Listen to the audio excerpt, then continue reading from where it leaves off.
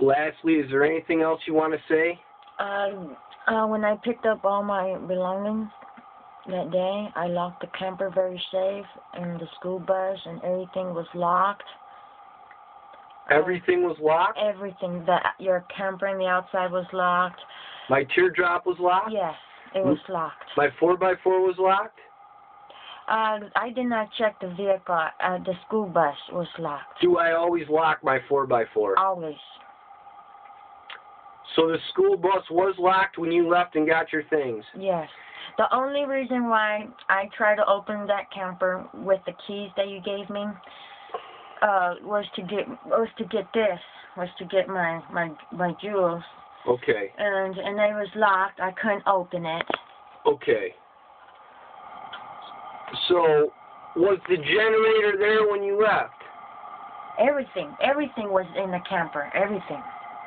So only till after everything was locked? Yes. And after you left was when all this started? Yes. And you had no part in any of it? No. And you locked everything? No, I just kept going to the court asking for you. And hoping Mr. Helfrich would get released, correct? Yes. Because it was a big mistake on your part, you believe, knowing now what you know, that it never should have gone this far, correct? And you regret Mr. Helfrich losing his belongings? Greatly. And you regret some of the damage to Mr. Helfrich's property? Yes. Well, okay, that's good enough. That's good enough for me. I hope it's good enough for the court. I hope it's good enough for God, and I hope it's good enough for the honorable judge that takes the case, whoever he may be. I forgot his name, and I apologize, Your Honor, but when you've got a concussion, you forget names often, and things get jumbled around.